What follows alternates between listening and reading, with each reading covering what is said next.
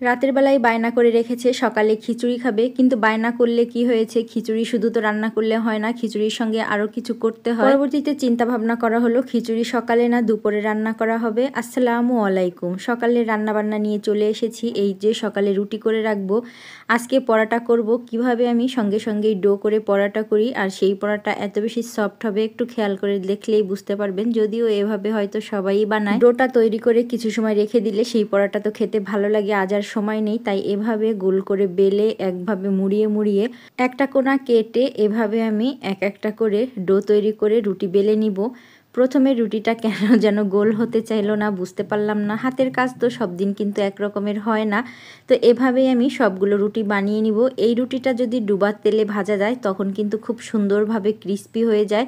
আর আমি এত ডুবার তেলে ভাজবো না, আমি হালকা তেল দিয়ে পরাটা করে নিব, আর সুন্দরভাবে কিন্তু মুচমুচে হয়ে যাবে। রুটি বানানোর ফাঁকেই কিন্তু আমি আবার দুপুরে যেগুলো রান্না করব সেগুলোই বের করে নিচ্ছি। আমার তো কাজে দেখা যায় হিসাব নিকাশ করেই করতে হয়, ভাবলাম এখন যদি বের করে রাখি আর এগুলো সুন্দরভাবে বরফ ছুটে গেলে একটা ফাঁকে রান্না করে রাখবো। বাবু তো ছোট, তাই যে কোনো সময় ঘুমায় দেখা যায়, তখন আমি রান্নাঘরে চলে আসি। তাই এর জন্য আগেই আমি মাছ মাংসগুলো ভিজিয়ে নিয়েছি। এখন পরাটাগুলো ভেজে নিব। সুন্দর কাছ থেকে দেখালে হয়তো বুঝতে পারতেন যে ভিতরে ভাঁজগুলো কি সুন্দরভাবে পড়েছে।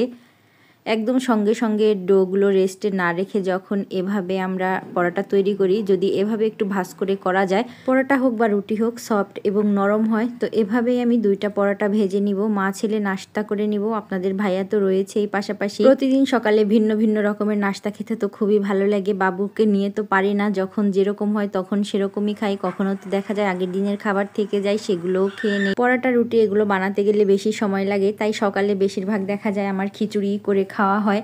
তাই আজ আর সকালে খিচুড়ি রান্না করি নেই। আর বেশ কয়েকদিন হয়েছে খিচুড়িও খাই না। ঠান্ডা ঠান্ডা আবহাওয়া, ছেলেটারও অনেক বেশি বায়না ছিল মাম্মাম খিচুড়ি খাবো। তো শুধু খিচুড়ি রান্না করলে সকালে দেখা যাবে যে আমি আর কিছু রান্না করতে পারবো না। তাই মনে মনে ভাবলাম যে খিচুড়ি যখন রান্না করব, আমিও বেশ পছন্দ করি, তাহলে দুপুরে রান্না করি, পাশাপাশি একটু মাংস মাছ ভাজাও করা যাবে। তাই দুপুরেই রান্না করে নিচ্ছি। মাংস রান্না করব। এখানে আজকে কি করেছি, আজকে সব মশলা পেঁয়াজ আদা রসুন জিরে একসঙ্গে সমস্ত মশলা ব্লেন্ড করে নিয়েছি। বেশ কিছুটা সময় নিয়ে মশলাগুলো ভালো করে কষিয়ে নিয়েছি। ভিডিও ছোট করে দেওয়ার জন্য কিন্তু কষানোর অংশটা অত বেশি সময় নিয়ে দেখানো হয় না, তো প্লিজ কেউ ভুল বুঝবেন না। এটা হয়তো অনেকে বুঝতে পারেন না, তাই আবার বলেন যে আপু এত কম সময় কেন কষালেন, তাই আর কি বলে দিলাম। মাংস কষাতে কষাতে চাল নিয়ে নিয়েছি, আর এই যে ডালও নিয়ে নিয়েছি। এখন আমি খিচুড়ির জন্য চালটা ধুয়ে নিব। মাংস মোটামুটি এরই মধ্যে কিন্তু রান্না করা শেষ। এখন খিচুড়িটা কষিয়ে আজকে রান্না করব। বেশিরভাগ সময় আমি খিচুড়ি রান্না করি প্রেসার কুকারের মধ্যে হাতে মেখে অথবা কষিয়ে। আমার সঙ্গে একমত হবেন কিনা জানি না, আমার কাছে কেন যেন প্রেসার কুকারের খিচুড়ি বেশি মজার হয়। তো আজকের খিচুড়িটা কেমন হবে জানি না, না রান্না করে খাওয়া পর্যন্ত বুঝতে পারবো না বা বলতেও পারবো না। চাল দিয়ে ভালো করে আমি এখন কষিয়ে নিব। এভাবে হয়তো কষিয়ে রান্না করলেও ভালো লাগবে, যেহেতু আমি আদা রসুন বাটা দিয়েছি। তাছাড়া গরুর মাংস দিয়ে খাবো, তাই ভালো না লাগার কিন্তু কোনো কথাই নেই। ইলিশ মাছগুলো ফ্রেশ যে, সেটা আমরা কি করে বুঝবো? আমি তো কেটে ধুয়ে রেখেছি, তারপরেও দেখেন কি সুন্দর রক্ত বের হচ্ছে।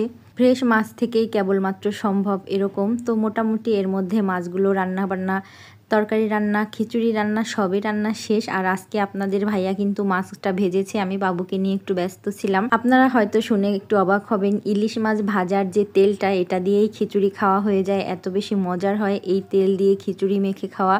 সঙ্গে আজকে কিন্তু আলাদা করে আর পেঁয়াজ ভর্তা করিনি, শুধু পেঁয়াজ নিয়ে নিয়েছি, শুকনা মরিচ নিয়ে নিয়েছি।